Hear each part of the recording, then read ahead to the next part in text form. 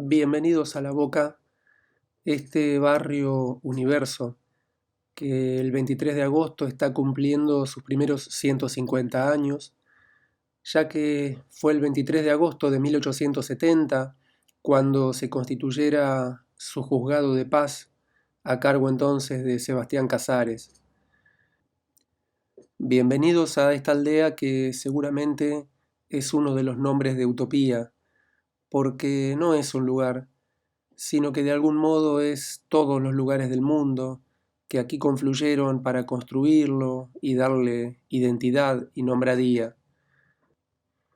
Bienvenidos a este recorrido propuesto por el Museo Benito Quinquela Martín, a través de las calles de un barrio claramente definido por su proximidad con la desembocadura del riachuelo en el Río de la Plata. En este itinerario nos asomaremos a muchos de los espacios que fueron y son escenarios de la rica historia cultural boquense. Y en muchos de estos espacios, como no podría ser de otra manera, vamos a encontrar la huella de Benito Quinquela Martín. En esta visita, necesariamente parcial, dada la riqueza y lo múltiple de la historia cultural de la Boca, eludiremos el entorno más conocido de Vuelta de Rocha, Caminito y el complejo de Quinquela Martín, que serán abordados en detalle en otra de las visitas que proponemos este día. Vamos a guiarnos con este plano publicado en 1887 por Juan Gazzano e iremos avanzando por el camino que desde mediados del siglo XIX hasta hoy es el más frecuentado para llegar a La Boca. Es el entonces conocido como Camino Nuevo, hoy Avenida Almirante Brown, que nace exactamente en este punto donde estamos situados ahora, justo en uno de los vértices del Parque Lezama, uno de los límites del barrio de La Boca. Es el final de la avenida Paseo Colón, abriéndose hacia nuestra derecha en la avenida Martín García con rumbo a Barracas y a nuestro frente la avenida Almirante Brown hacia el Muelle de la Boca. Lugar que, comenzando el siglo XX, presentaba este aspecto. Era, como dijimos, la entrada a la boca del riachuelo. A nuestra izquierda podemos ver esas dos torres pertenecientes a la casa de bombas de agua que proveía a la boca y Barracas del líquido elemento. Junto a la casa de bombas, una edificación baja, que era la Casa Amarilla del inglés Matthew Reid, que según la versión de muchos historiadores, sería la casa que originó el nombre de toda esta zona, conocida como Casa Amarilla. A nuestra derecha, una importante confitería, detrás de la cual se ubicaba la estación Casa Amarilla, precisamente, del ferrocarril de la Boca a la Ensenada, que se había inaugurado en 1865, trayendo consigo, como en tantos pueblos argentinos, la marca del progreso. Hacia el fondo alcanzamos a ver la cúpula y torre de la iglesia San Juan Evangelista y en el horizonte un sinnúmero de mástiles que nos hablan del floreciente puerto de la Boca. Cabe destacar que, si bien el Parque Lezama no pertenece al barrio de la Boca propiamente dicho, su contigüidad lo hizo omnipresente en el imaginario boquense, en el repertorio de muchos de sus artistas. Vamos a encontrar unas cuantas pinturas de Alfredo Lázari, del joven Benito Chinchella, representando rincones del Parque Lezama y sus aledaños. A su vez, la carga histórica de la zona, que remitía ni más ni menos que a las hipótesis que daban por cierta la primera fundación de Buenos Aires en este lugar. Es por esa razón que en 1936, al conmemorarse el cuarto centenario de aquella primera fundación de Buenos Aires por don Pedro de Mendoza, se realizó una reconstrucción histórica que contó hasta con una réplica a escala de la nave capitana de aquella expedición, de la Magdalena, que llegó hasta la Vuelta de Rocha, otro de los supuestos sitios donde podría haber tenido lugar la fundación de Buenos Aires. Allí desembarcaron, ataviados con trajes de época, los conquistadores y su comitiva, y en un desfile que recorrió las calles de La Boca, llegaron a realizar este acto que podemos ver en la fotografía, precisamente aquí al pie de la barranca del Parque Lezama. Volvemos al presente, recordando que hasta más o menos fines del siglo XVIII estos parajes eran conocidos como Punta de Santa Catalina. Avanzando por la avenida Almirante Brown y muy cerca del Parque Lezama, encontramos el edificio actual del Hospital Cosme Argerich, que fue construido en terrenos que habían pertenecido a la compañía Las Catalinas. Y ya aquí, en este punto del camino, empezamos a encontrar las huellas de Benito Quinquela Martín, en tanto artista, hombre, comprometido con cada una de las necesidades de su barrio a la que él pudiera dar algún tipo de respuesta. Fueron permanentes sus colaboraciones a instituciones, entre ellas por supuesto el Hospital Argerich. Aquí vemos por ejemplo esta factura conservada en los archivos del museo de la colaboración de Quinquela para la reparación de un electrocardiógrafo. Vamos a seguir viendo a lo largo de la visita estos testimonios de un Quinquela comprometido con su zona, no solamente a través de las grandes donaciones de instituciones, sino a través de estos pequeños, grandes gestos cotidianos.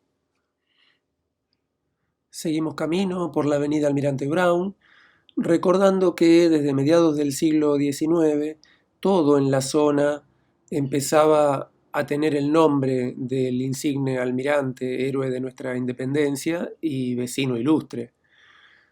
Así es que nos encontramos con la réplica de Casa Amarilla, apenas a unos 200 metros del Hospital Argerich. Esta casa tiene una larga historia. Es, como decía, la réplica de la casa original del almirante Brown, que no estaba ubicada precisamente allí, sino a unos 600 metros, donde hoy es la avenida Martín García entre Piedras y Tacuarí, que es esta casa que estamos viendo en la imagen, que había sido construida sobre terrenos que el propio almirante había comprado en 1812, terrenos anegadizos que no tenían un gran valor, donde años más tarde se traslada a vivir con su esposa Elizabeth Chitty y sus hijos. Es la casa austera, pero que a la vez se destacaba en el marco de lo que era la zona en su tiempo, flanqueada en su entrada por dos cañones que el almirante había ganado ni más ni menos que a Giuseppe Garibaldi. En 1857, luego que el almirante muere, su esposa vende esta casa y no mucho tiempo después es demolida. En homenaje a Brown y recordando este sitio histórico, es que entre 1979 y 1981 se construye la réplica que actualmente podemos ver sobre la avenida Almirante Brown. Aquí tenemos un registro fotográfico del proceso de construcción de esta casa, donde además de rendirse homenaje al almirante y conservar un museo con algunas de sus pertenencias, funciona el Instituto Nacional Browniano. Esta réplica tiene en su fachada el mismo color amarillo que la casa original. Al igual que la casa de Matthew Reid, contribuyeron a darle el nombre a todo el paraje que desde entonces fue conocido como Casa Amarilla. Quinquela fue un incansable promotor de actos, conmemoraciones en homenaje al almirante Brown, actos que se realizaban principalmente en la plazoleta de los Suspiros en Vuelta de Rocha. Es retomando aquella tradición que el Museo Benito Quinquela Martín, en conjunto con el Instituto Nacional Browniano, en los últimos años venimos realizando actos conmemorativos, rememorando en clave contemporánea aquellas iniciativas de los años 1940 y 1950. Retomamos nuestro camino a lo largo de la avenida Almirante Brown y vamos a recordar la importancia que en el último cuarto, sobre todo del siglo XIX, comenzó a adquirir en el barrio la actividad teatral. Digo esto porque en la avenida, a la altura del 700, nos encontramos con una de las instituciones más antiguas y tradicionales de la zona, el Teatro Verdi, con el busto homenaje al músico. La sociedad Giuseppe Verdi nació en el seno de la Unión de la Boca en el año 1877. Al año siguiente es que toma el nombre de Giuseppe Verdi y en 1883, ampliando el horizonte de sus intereses, la asociación pasa a llamarse Sociedad Cosmopolita, Filarmónica y de Socorros Mutuos José Verdi. En ese acto, Giuseppe Verdi es designado director honorario de la institución, que recibió de puño y letra del compositor una carta de agradecimiento. En 1901 se comienza a inaugurar, porque se construyó en etapas, el teatro tal como hoy lo conocemos. Una sala que no tenía nada que envidiar a las principales salas consagradas a la lírica del centro de la ciudad y que da cuenta del esplendor boquense de aquellos años. Sala que se utilizaba no solamente para la actividad lírica, sino además para organización de bailes de carnaval, eventos sociales, así como también asambleas y reuniones propias del muy agitado ambiente político y sindical que desde siempre distinguió al barrio. Justamente en estas imágenes estamos viendo algunas de esas asambleas, precisamente la que en el año 1925 constituyó el Sindicato de Trabajadores del Estado. Y en esta otra imagen, más actual, una de las tantas actividades que en estos tiempos despliega el Teatro Verdi, una milonga que desde hace años organiza y anima la orquesta típica Esquina Sur, conformada también principalmente por músicos del barrio. Salimos del Teatro Verdi y nos encaminamos hacia la esquina de Almirante Brown y Benito Pérez Galdós. A esa altura, hasta bien entrado el siglo XIX, la avenida era interrumpida por el curso de un arroyo, el arroyo del Piojo, y para sortear ese arroyuelo había un puente, el llamado Puente de Rosas. Era muy pretencioso llamarlo puente porque era una precaria construcción de ladrillo, pero para atravesarla había que pagar un peaje. Aquí era donde empezaba el barrio de la Boca propiamente dicho, ya que el sector que vinimos dejando atrás era una zona despoblada, cubierta en su mayoría por sauces, pajonales, algunas pequeñas lagunas. Ese sector era conocido como el Tragaleguas y correspondía a terrenos que habían pertenecido a la familia Britain. Así es que, como decíamos, es desde este punto que la Boca empezaba a parecerse a un poblado. Esta, por ejemplo, es una imagen de principios del siglo XX de esta esquina, donde se aprecian ya algunos de los grandes caserones que jalonaban a esta avenida.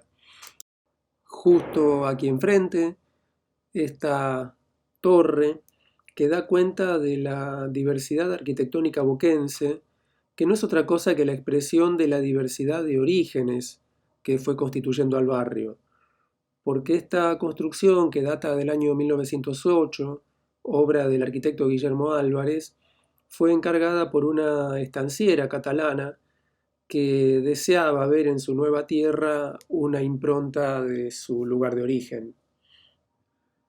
Dejando la avenida Almirante Brown y tomando la avenida Benito Pérez Galdós, vamos a encontrarnos con el Galpón de Catalinas, uno de los espacios entrañables, de los más importantes de la historia reciente de la cultura boquense, porque retomando aquella tradición teatral que distinguió al barrio, en el año 1983, en los albores de la democracia, un grupo de vecinos, principalmente pertenecientes a la mutual de padres de la escuela de la zona, la escuela Carlos de la Pena, empezó a reunirse en la Plaza Malvinas, alumbrando esta experiencia de teatro comunitario que con el tiempo fue creciendo, multiplicando sus propuestas, hasta llegar, por ejemplo, a adquirir este espacio propio, en el que, por supuesto, no puede faltar las artes plásticas. Y allí están, en el frente del Galpón de Catalinas, los murales de Omar Gasparini y el otro realizado por Andrea Agüero, Andrea Bustamante y Valeria Vicioli. Volviendo por la avenida Pérez Galdós hacia Almirante Brown, pasamos frente a la sede de una de las instituciones insignia de las artes plásticas de la zona, el Ateneo Popular de la Boca. Fue fundado en 1926, entre otros por uno de sus principales animadores, el historiador insoslayable del barrio de la Boca, Antonio Bucich, junto a José Carlos Astolfi, el también historiador Enrique de Gandía, y tantos nombres de las letras y las artes visuales en la Boca, entre quienes podemos recordar a Francisco Isernia, Hernani Mandolini, Marcelo Olivari, Blanca Garibaldi, entre los artistas plásticos Marcos Tiglio, Miguel Diomede, Miguel Carlos Victorica, en un ámbito que se proponía promover la plástica y las letras, alejados de los cenáculos oficiales o centrales que tantas veces eran adversos a las expresiones de los arrabales. Desde el Ateneo Popular de la Boca se promovían, se realizaban publicaciones, salones, premios, concursos, y no se reducían solo al ámbito local, sino que su actividad irradiaba hacia muchos otros ámbitos. Esto es posible verlo, por ejemplo, en esta nota de la revista Caras y Caretas, cuando el Ateneo cumplía 10 años y un órgano de prensa tan importante, precisamente como Caras y Caretas, estaba dando cuenta de ese acontecimiento. Hoy el Ateneo Popular de la Boca continúa con su obra y cumpliendo con aquellos propósitos iniciales, organizando cantidad de actividades artísticas, vinculando disciplinas y promoviendo el desarrollo de las artes, las letras, con un alcance social en la zona. Además está señalar lo estrecho del vínculo de Quinquela Martín con el Ateneo Popular de la Boca, testimoniado ahora en este material de archivo del museo, dando cuenta de la donación de una obra de Quinquela al Ateneo.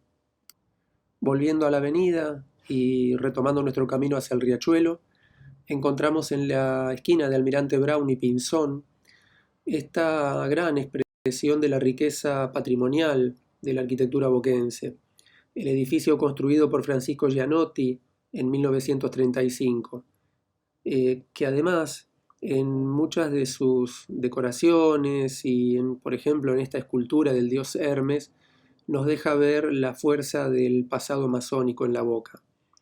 Este edificio próximamente será sede, de la mano de la Fundación Tres Pinos, del Museo del Humor y la Ilustración.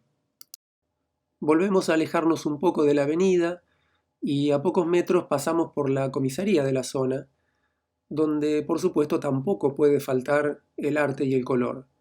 Por ejemplo, aquí una reproducción de obra de Benito Quinquela Martín, en este caso perteneciente a la colección del museo, un relieve de Julio César Bergottini, otro de los grandes artistas insignia del barrio durante el siglo XX, otra reproducción cerámica de Quinquela Martín, también realizada a principios de los años 70. Y bueno, como decíamos recién, nada en la Boca puede estar ajeno al arte, ni al color, ni a Quinquela.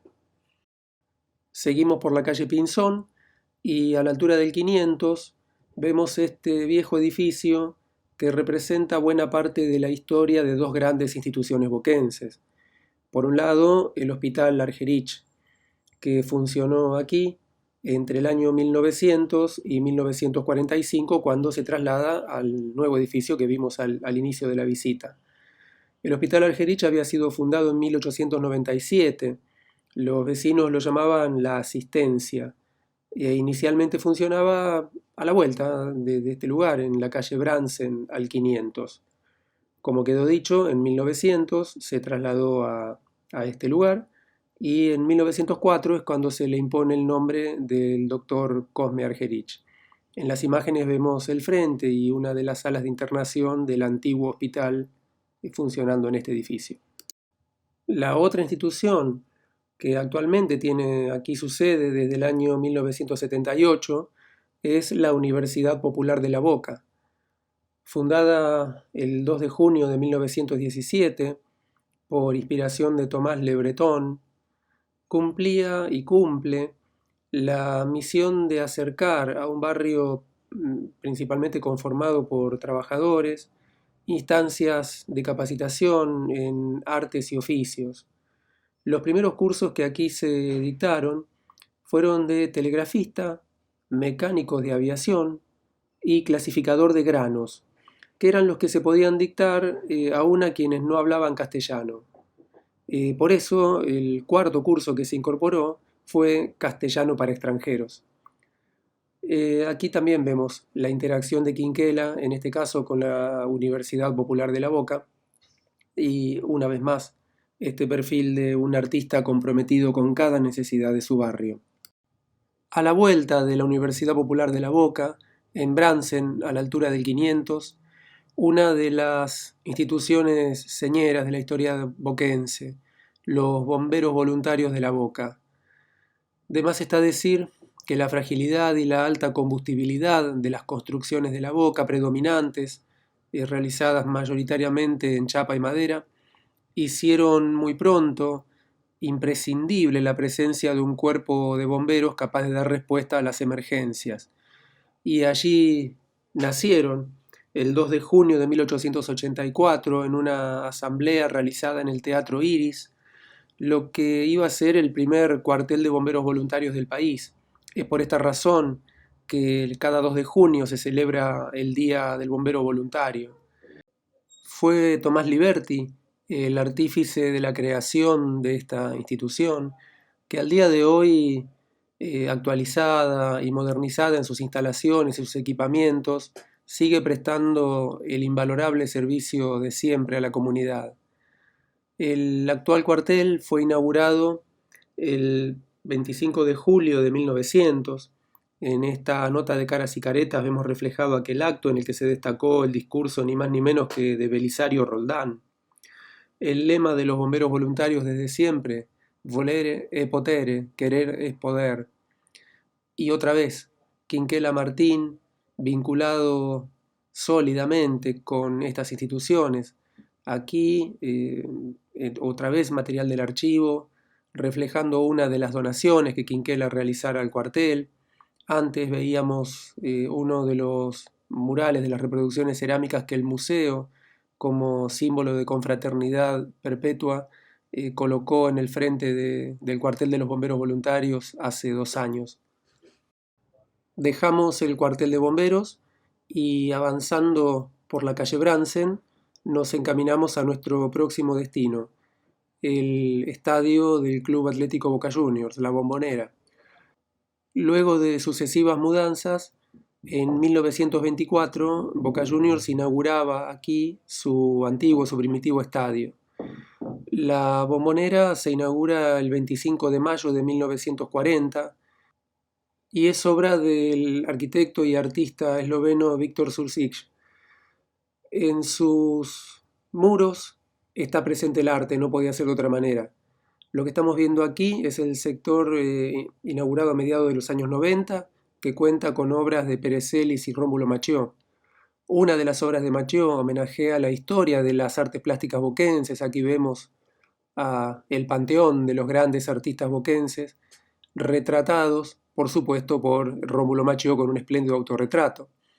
Y en el hall central de la entrada principal del club, en Bransen 805, esta obra magnífica de Quinquela Martín, pintada especialmente para el estadio, narrando desde las artes plásticas la historia de los colores de la bandera boquense.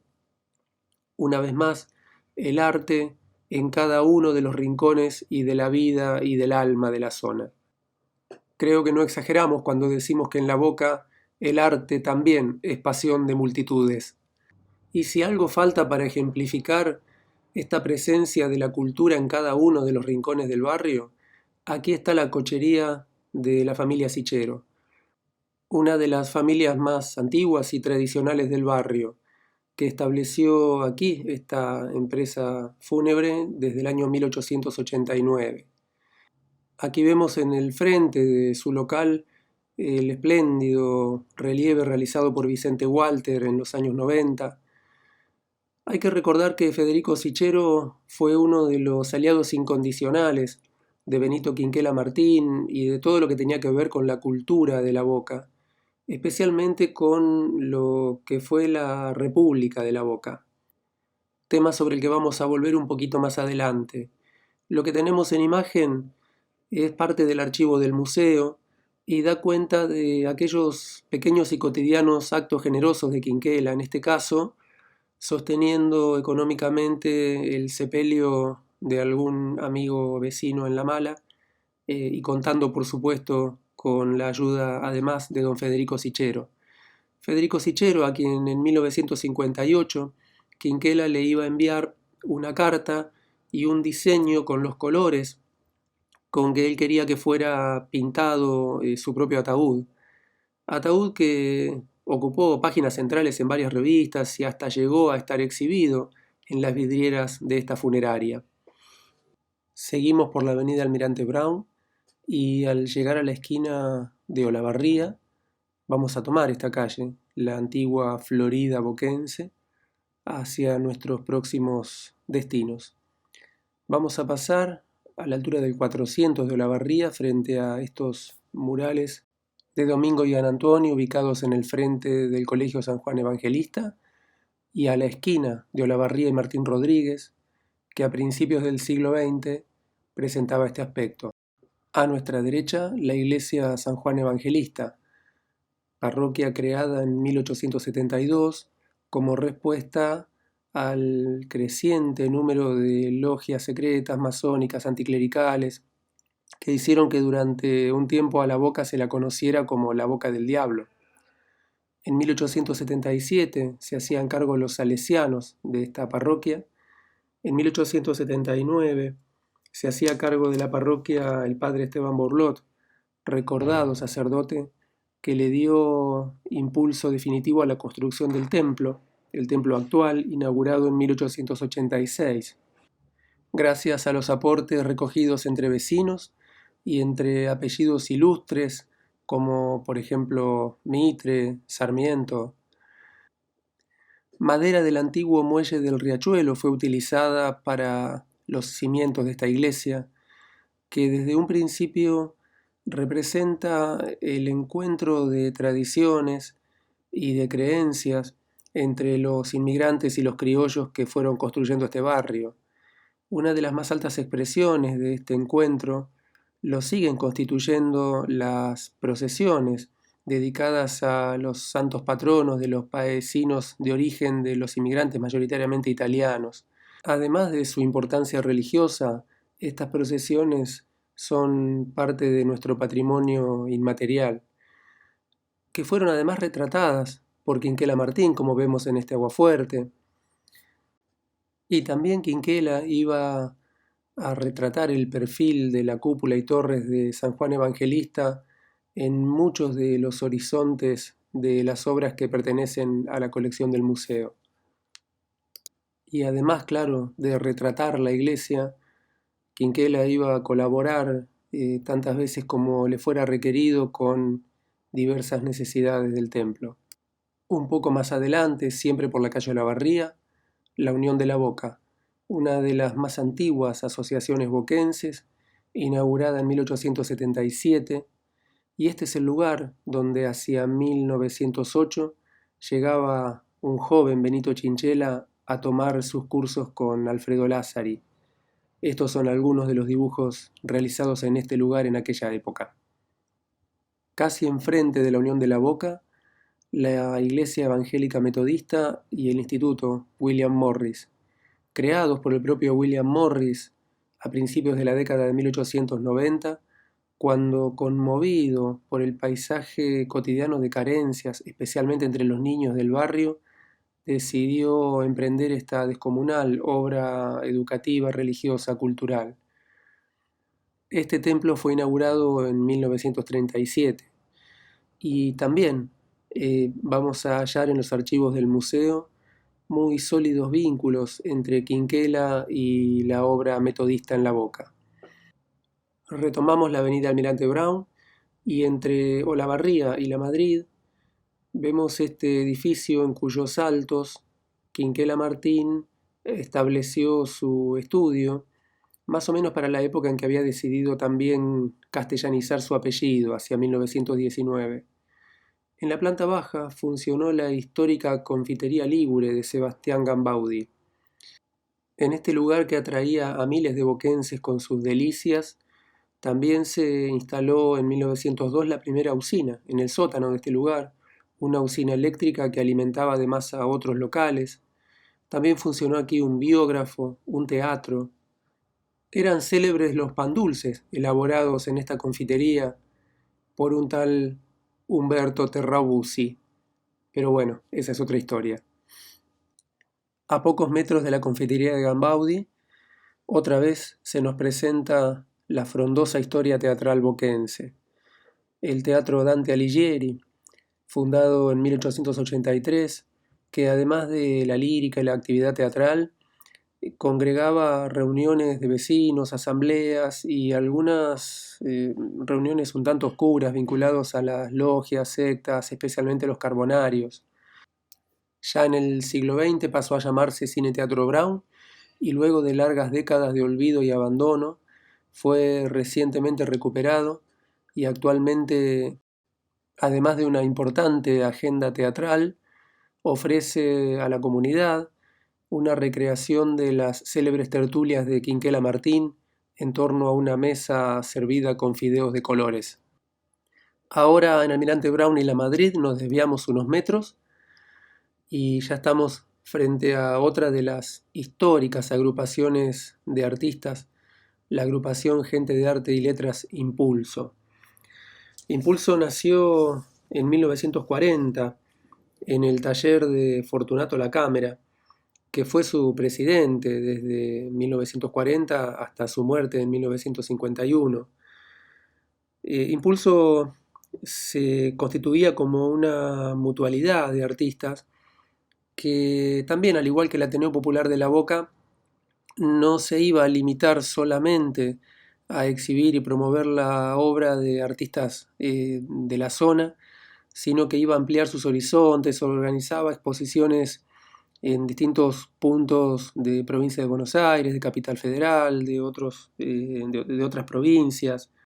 La sencillez y profundidad de espíritu eran el sello distintivo de esta agrupación, que organizaba, además de exposiciones, charlas, conferencias, nucleando a grandes nombres del arte y de la cultura nacional. Entre las muchas actividades que organizaron, por ejemplo, la exposición número 100 en 1949, ni más ni menos que una muestra de obras de Quinquela Martín, Fortunato La Cámara y Miguel Carlos Victorica. Estas últimas imágenes corresponden a la cena posterior a aquella exposición, ocasión en la cual Quinquela Martín le entrega la Orden del Tornillo a Victorica. Un Quinquela desde siempre involucrado con la vida de esta institución, como lo testimonia esta carta de agradecimiento que Impulso le envía a Quinquela por haber contribuido decisivamente a la adquisición definitiva de su sede. Impulso es otra de las instituciones del barrio que mantiene plena vigencia y honra cada día con sus actividades, con un calendario muy nutrido de propuestas culturales, honra, decía, cotidianamente los propósitos para los cuales fue fundada. Volviendo a la esquina de Almirante Brown y La Madrid, el edificio que fuera el nuevo Banco Italiano, hoy es la sede del Archivo y Museo Histórico de la Boca del Riachuelo, sede de la República de la Boca. Es una larga historia la de la República de la Boca. Si bien hay referencias a una intentona independentista que habría tenido lugar hacia 1882, la primera república documentada es la que se creó el 3 de diciembre de 1907 por un grupo de vecinos que ungieron como presidente a Roberto Hosking. Junto a sus ministros, Hosking apelaba a la ironía para expresar la visión escéptica que buena parte de la sociedad boquense tenía acerca de las instituciones formales. Aquí vemos en imagen a Roberto Hosking y algunos de sus ministros. En 1923, por iniciativa de Quinquela, se iba a fundar la Segunda República de la Boca, que iba a tener como dictador presidente a Víctor Molina. La constitución de este nuevo Estado nunca pasaría de un borrador, pero establecía, entre otras cosas, que el dictador presidente no era reelegible, sino que era irreemplazable. En las reuniones quedaba vedado tratar temas políticos, religiosos o futbolísticos, porque la misión de esta república era la de entregarse a las expresiones de franca amistad. Quinquela Martín era el gran almirante de tierra y mar de la República de la Boca, y entre los ministros, por ejemplo, estaba Miguel Carlos Victorica, príncipe de las tabernas y veedor de los pintores boquenses. Federico Sichero, por cuya empresa fúnebre ya pasamos, era el ministro de Transporte de Ida. En 1960 falleció Víctor Molina y es sucedido como presidente de la República de la Boca por Victoriano Cafarena. Y cuando este muere en 1972, la República de la Boca queda bajo la custodia precisamente de Federico Sichero. En julio de 1986 se fundó la Tercera República de la Boca y su presidente, Rubén Granara Insúa, es quien actualmente continúa en el cargo. Estas últimas imágenes corresponden a conmemoraciones del Día de la Boca en años recientes, en el marco del Archivo y Museo Histórico de la Boca del Riachuelo y República de la Boca. Es en estas ocasiones que desde hace ya más de 35 años, vecinos notables vienen siendo distinguidos como ciudadanos ilustres de la Boca. Vamos llegando al riachuelo, al antiguo muelle de la Boca, y allí nos esperan dos de los grandes símbolos del barrio, los puentes. Por un lado, el antiguo transbordador Nicolás Avellaneda, y por el otro, el nuevo puente y transbordador con el mismo nombre, Nicolás Avellaneda, el primero inaugurado en 1914, este último en 1940, que fue la primera comunicación vial entre las orillas de La Boca y Avellaneda. El antiguo transbordador Nicolás Avellaneda, recientemente puesto en valor y ya en condiciones de volver a funcionar, con su canasta transbordadora que funcionaba diariamente de 6 de la mañana hasta las 9 de la noche, transportando hasta 30 personas y 4 carros con sus caballos, lo cual nos aproxima a una idea del febril movimiento que vinculaba en el trabajo a ambas orillas. Este monumento histórico nacional, uno de los monumentos históricos nacionales que tiene el barrio, que fue tema de una de las pinturas más recordadas de Quinquela Martín, aquella que en 1926 el entonces presidente Marcelo Torcuato de Alvear le otorgara como regalo oficial de la República Argentina al príncipe de Gales, entonces de visita en el país. Entre ambos puentes, y resistiendo el paso del tiempo, uno de los oficios más antiguos del barrio, los boteros, que cruzan desde La Boca hasta la isla Maciel. Recordemos que hasta 1914, cuando se inaugura el transbordador Nicolás Avellaneda, el único modo de cruzar las orillas era a través de este medio. Y los boteros eran auténticos personajes del barrio, muchísimas veces retratados, como vemos aquí, en páginas de distintas épocas de revistas como Caras y Caretas.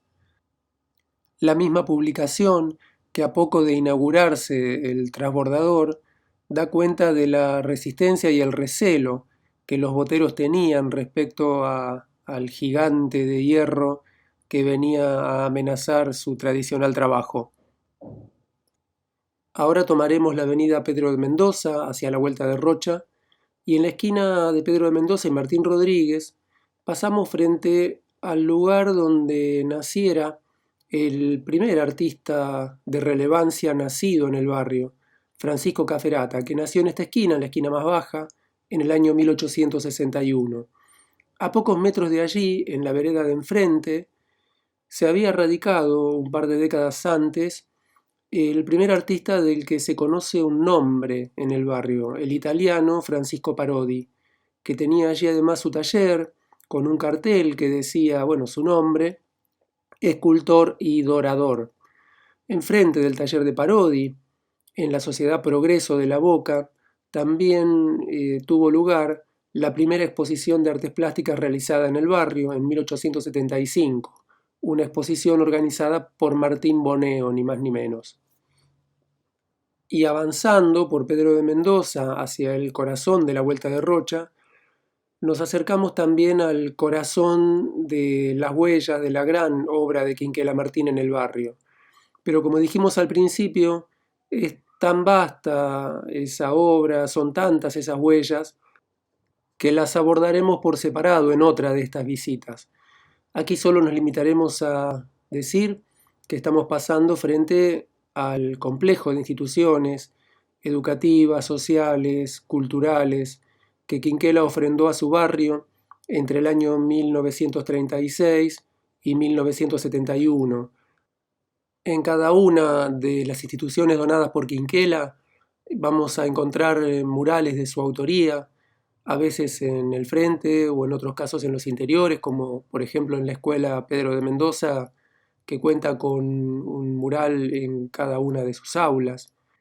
Y allí nomás a pocos pasos, otra de las intervenciones trascendentes de Quinquela en el barrio, la calle Museo al Aire Libre Caminito. Y justamente a propósito de Caminito, vamos a alejarnos unos 400 metros de la avenida Pedro de Mendoza, siguiendo la calle Magallanes, y vamos a llegar hasta la casa que fuera de Juan de Dios Filiberto, el hombre que con su música contribuyó a hacer universal la cultura del barrio. Casa que en su frente cuenta con un mural de su gran amigo Quinquela, mural realizado con una muy original técnica de cemento policromado creada por Constantino Juste.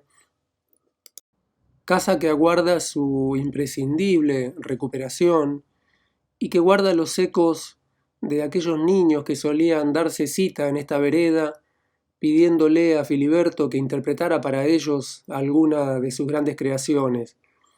Se cuenta que el músico solía acceder a aquellos pedidos y abriendo su ventana y al frente de su armonio brindaba pequeños, espontáneos y enormes recitales improvisados. Ya que estamos, viajemos en el tiempo y que sea el dueño de casa quien nos dirija algunas palabras.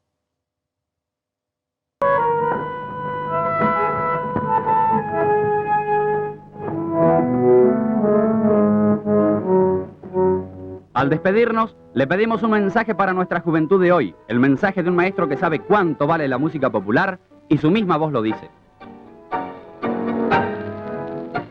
Que canten, y que canten en coro sobre todo, porque los hombres que cantan trabajan el doble, y en el trabajo hay que cantar y ser optimista. Ya de nuevo sobre la avenida Pedro de Mendoza, en su cruce con la actual calle Benito Quinquela Martín, antes llamada Australia, estas ruinas sagradas, sagradas para la cultura boquense, porque esto fue la casona de la familia Sichero. Otra vez aparece el apellido Sichero en nuestro itinerario. Esta casona, que data del año 1868, y fue durante largos años la construcción más importante que tuvo el barrio, contando con todos los adelantos tecnológicos de la época. Era la casa donde venían para resolver algunos negocios o cuestiones políticas las más altas autoridades a nivel nacional. Casa que, cuando fue dejada por la familia, que se trasladó a otra aún más suntuosa, pasó a ser una suerte de inquilinato de artistas. Aquí, hacia el año 1919, nació el Grupo Bermellón, el primer grupo de artistas con un cierto programa originado en La Boca. Aquí tuvieron sus ateliers Benito Quinquela Martín durante corto tiempo, Miguel Carlos Victorica, Fortunato La Cámara, Julio César Bergottini. En esta casa nacieron muchas de las obras más importantes del arte argentino que hoy pueblan las colecciones de nuestros museos de bellas artes. Entre otros, esta pintura de Fortunato La Cámara, perteneciente a la colección del Museo Quinquela Martín, pintada desde su estudio en el Caserón de los Sichero, o esta otra pintura de Miguel Carlos Victorica, también en su estudio de esta casa, obra que pertenece a la colección del Museo de Bellas Artes de La Plata. Lamentablemente, a principios de la década de 1970, la casa fue demolida, pero como si el destino se empeñara en señalar para el arte este lugar, aquí funciona desde hace poco tiempo la sede de Proa 21, el espacio que Fundación Proa destina a las expresiones del arte contemporáneo. Ahora volvemos a alejarnos de la avenida Pedro de Mendoza y en la calle Garibaldi, a 200 metros del riachuelo, vemos estos reproducciones cerámicas de obras del Museo Quinquela Martín que reflejan el vínculo perenne, indisoluble, que históricamente une al Museo Quinquela, al legado de Quinquela, con otra de las instituciones a las que el barrio debe eterna gratitud. Son los bomberos voluntarios Vuelta de Rocha, la asociación vecinal y bomberos voluntarios que actualmente desempeñan un formidable trabajo social, además de su tarea específica como bomberos. Este cuartel de bomberos, que fue creado por el comandante Francisco Carbonari en el año 1935. Ahora sí, regresando a la avenida Pedro de Mendoza, vamos a iniciar el camino hacia el último punto de nuestro recorrido, que será bordeando la zona del riachuelo conocida como la Vuelta de Badraco, llegar hasta uno de los conjuntos patrimoniales más importantes del país, Barraca Peña. Este paraje es conocido con el nombre de Francisco de la Peña y Fernández, quien se asentó por aquí hacia el año 1774. Las construcciones que estamos viendo datan de alrededor de 1860 y se complementaban en sus funciones, ya que en uno de estos espacios se llevaban adelante tareas administrativas, otro era un galpón destinado a almacenar y prensar lana, por eso se lo conoce como la lanera, otro era un despacho de bebidas que en su parte alta tenía un piringundín. Enfrente de este complejo vemos el puente ferroviario Barraca Peña, inaugurado en el año 1913. Y otra vez, el arte, no ya solamente representando, sino reinventando, creando a su modo un paisaje. Aquí es Eugenio Daneri quien está pintando esta zona. A la derecha del cuadro podemos ver una parte del puente Garibaldi, que en realidad, bueno, su nombre era Puente Presidente Luis Sáenz Peña, que fue desarmado a mediados de la década de 1960. Fueron tantísimos los artistas que de este modo nos legaron no solamente un patrimonio cultural invalorable, sino además un testimonio histórico que hoy nos permite reflexionar acerca de las transformaciones y el paso del tiempo en estos espacios que, repito, son para nosotros sagrados. Ahora sí, este recorrido que empezó en Parque Lezama, muy cerca de la que alguna vez fue la estación Casa Amarilla del ferrocarril a la Ensenada, la primera de las estaciones viniendo desde el centro que estaba en el barrio de La Boca.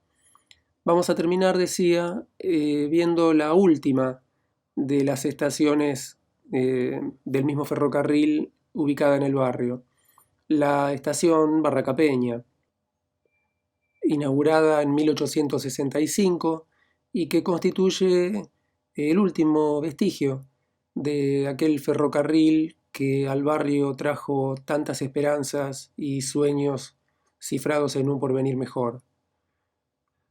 Como dijimos al principio, este recorrido es necesariamente incompleto.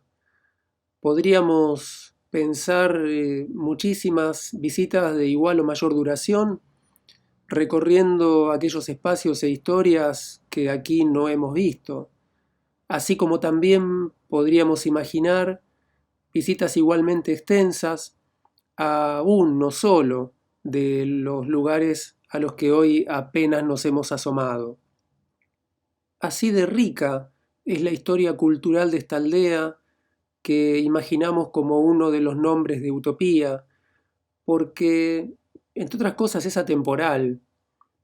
Sentimos este barrio tan eterno como los altos ideales que lo construyeron, que son ni más ni menos que los ideales más nobles que modelan la condición humana. Por último, permítaseme agregar que cuando desde el Museo Benito Quinquela Martín pensamos estas propuestas, nunca es para hablar solamente del pasado y del legado cultural que nos honra y que alumbra nuestro camino, sino que sentimos desde lo más profundo que estamos hablando muy seriamente de futuro.